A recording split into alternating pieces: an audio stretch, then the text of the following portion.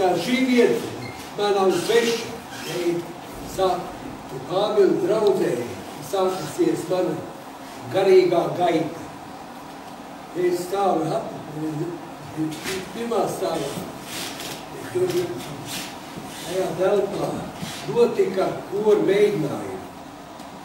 Un es, kad no Sibirijas biju pārnācis mājās, jā, tā ceļš, tas tieši bija 47. gadā, pavasara mēnesī, ciešuma laikā, gāja ceļš tūdaļ uz baznīcu. Un kas notikās dievkopēm laikā, kad draudze dziedāja, galva asiņaina, es raudāju.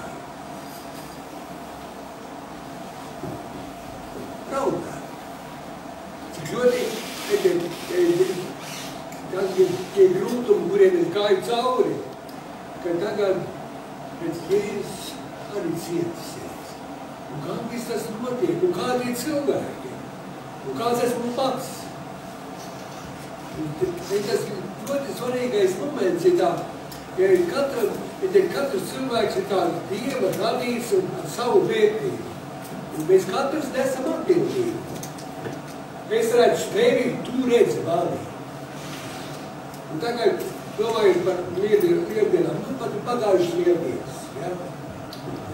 Nāk baltā svētdiena, tāds pastiprinājums, tā lielajā lieldienas notikumā. Un te ir tā jautājums, vai pasaulē mūs redz, skatoties mums, redz, ka mēs esam lieldienas cilvēki. Vai pat vēl vairāk, vai ne? Ka viņi reiķinājās ar mums kā lieldienas cilvēkiem. Vēl kas ir, ka tagad parādās reitings, īstenībā satriecošs. Baznīcā, ja tik un tik procents Ziemassvētkos, bet lieldienās daudz mazāk. Un vēl taču nāk Vasarsvētki, ko darīt ar Dievu. Jā, un tas nozīmē to, ka garīgās lietās, ka viņas dzīves notiek kāpinājums. Pēc daudziem, kas ir atvedā, tas ticības ceļš, apstājās pie silītes, tālāk netiek. To netiek tāds. Neaugt. Un tagad vēl citiem tomēr mēs vēl aizējam līdz lieldienām. Un tālāk atkal netiek. Nu tā. Tātad sākās garīgais ceļš šeit, apakšajā telpā, un tālāk iznāca mainīt dzīves vietu, nokļuva Jūrmalā. Bet tā attiecībā mācītāji. Kā nu ir? Turbūt draudzē savā laikā bija mācīja, tas ir draudzes priekšnieks Laimons Bedrīts. Miriet, jā, Dievs man deva īpašu iespēju dzīvē satikties. Ir tā, ja tev ir tās vēlme, Dievs var piepildīt. Un man bija tā, no pašas jaunības es gribēju redzēt ticīgos cilvēkus, redzēt, ne tikai baznīcā, redzēt privātā dzīvē, kā tu esi. Un gribēt dzirdēt, ka runā ticības valodā runā. Un Dievs man deva nepārtraukti, tur viens bija, tur otrs, un tur vēl, un tās tā pamatmācība, vai garīgā, vai teikt tā notika manā dzīvē, manā acu priekšā. Reālā veidā, nevasītā. Un tā arī es varu teikt, kā evaņģēlijs piepildās arī manā dzīvē. Nobeidzot vidusskolu, man skubināja draudzes locekļi, kad stājos iekšā teoloģiskos kursos. Ko es darīju? Kāds gatavības apliecību saņēmis, pārnāc mājās, nomet pirksts ceļos, Dievu priekšā, un lūdzu, lai Dievs dod man padomu un atbild, ko man darīt. Un ziniet, kāda bija atbilde? No Jēkab vēstule, 3. nodaļas, 1. pants. Netopiet daudzi par mācītājiem.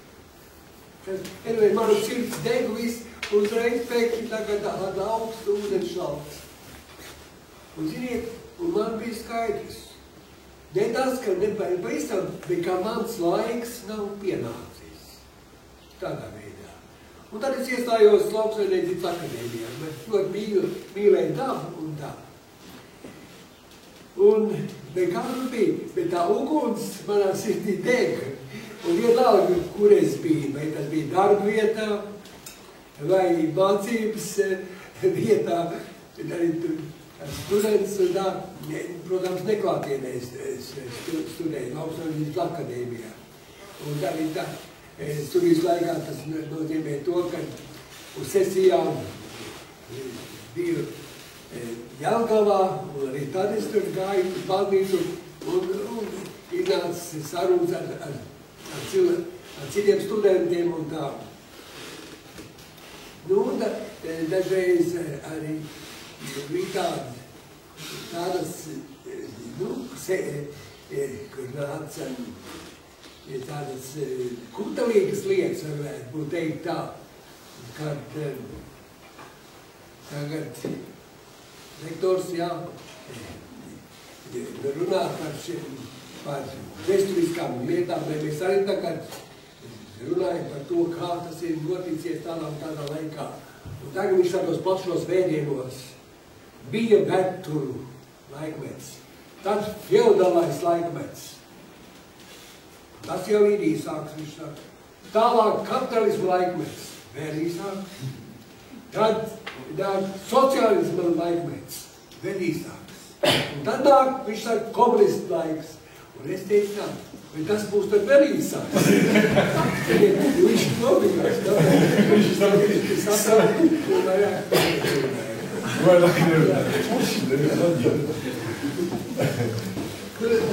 Tādā veidā. Nu, un tagad tā, vienā reizē akadēmijā pienāk man ziņa, kad man jāierodās tādā kabinetā, tā, un Jelgavā. Nu, jā. Un tagad viņš saka tā, ziniet, par jums ienākusi vēstulē, ka jūs darbojaties pie baznīcas. Es jautāju, kas to vēstuli parakstījis? Dabiļus. Komjauniešu novērotāji. Tieši tāds. Tad es viņam teicu, ka viņi pareizi novērojuši. To viņš nebija gaidījis. Nu jā, tad viņš saka tā, nu vai jūs ticat praviešiem? Es saku, jūs arī ticat. Viņš saka, kā? Nu, piemēram, kas saka, Ļeņina pravietiskā vārda piepildīšanas. Vai arī slavenā ķīmika, Mendeļāja, tā elementu sistēma, ka tā piepildās, kā viņš tur bija. Tad viņš atkal vairs teikt, kā ko tālāk. Bet beidzās ar to, ka viņš brīdināja, ja jūs turpināsiet darboties pie baznīcas, mēs jūs izsveiksim. Un kas izrādās, pēc kā laika man kundze stāsts, ka tur viņai pazīstam dakteru, un tad pazīstams tas cilvēks, kas man pratināja. Un tas, ka bija stāstījis, ka tāds dīvains students. Jā, nu tā, tas ir tikai sākums, jā. Tad pierāda līdz, jā, kad Dievs aicināja savā valstības darbā. Un kā tas notika? Tad es jau strādāju jaunajā piena kombinātā, kā zaļumciltniecības vecākais inženieris. Iedomājieties, es biju tajā situācijā burtiski, kur piens un medus tek. Un arī es ar tiem cilvēkiem kontaktējos un zināju, kas jau es esmu, jā. Kāda man iekšējā būtība. Kad man bija arī atsevišķi telpa, tur man bija cilvēki, mazu brigādi nevienu, bet viņi bija, un es turēju galvu lūkšanu, ziniet. Komunists laikā tur galvu lūkšanu. Un vēl kāds ir, sakarā to, ka es aktīvi darbojos baznīcā garīgā laukā. Man bija mazāk laiks priekš mācībām. Bet kas notikās? Ziniet, Dievs sveitīja kaut kā, ka man pašķīrās, ka es zināju, ko darīt. Un saprastu, ka ātrā laikā, bija tā, ka tā jau man bija otrā pēc profesijas darbi. Pirmā bija mūzikas instrumentu fabrikā. Jā, jāpieskarās arī tur. Kā tur man bija? Tur bija situācija tā, ka vienā reizē man saka, ka man vajag izdekorēt zāli, jo būšot bērnu kristības. Un tad es sāku domāt, ka nē, es tur savu roku nepienīkšu. Un es tagad, kad man to saka, daru zināt, ka es jūs antireliģiskos pasākumos nepiedalos. Un tagad nākamā dienā, kas to būs? Jā, bija tā, ka man vajadzēja iet pie jaunā inženiera, un tagad tas ierauga man, un es durvis tikko atvēru, bija kabinetā iet, un viņš, es jūs angliskos pasākumos nepiedalos, atkārtot mans vārds, bet vairāk kā neko nesaku. Bet tikai man, es uzzinājos, ka direktors ir tur brīdinājis, lai manu uzrauga, lai es nesko propagandu neveicu, jā. Bet bija tā, ka cilvēki bija kā padrunāties. Vienmēr ir tāda kāda runāties, un vēl ar galvo grāmatveidi, jā. Es viņiem veidoju kā kompozīcijas no ziediem un tā, un viņa man gaidīja, bet kad pie viņas tik iekšā, tad stunda pagāja, ka viņa man nelēja tā. Runājām, un par ko runājām? Par garīgām lietām. Un blakus bija partijas sekretāra kabinets. Kā tas viss notikās. Un tālāk, kad man aizņemt uz jauno pienu kombinātu, jā, kad vēl kā šī darbvietā piedalījāmies Maskavā uz izstādi, jo tajā laikā sāk aktivizēt, proti rūpniecisko apzaļumošanu. Un kāpēc? Nonākuši ar komunisti pie saprašanas, tas ir, ja ir Latvijas iekopta apkārtne, tad ceļās darbražība. Līdz ar to sāk darīt to, ko līdz šim nedarīt.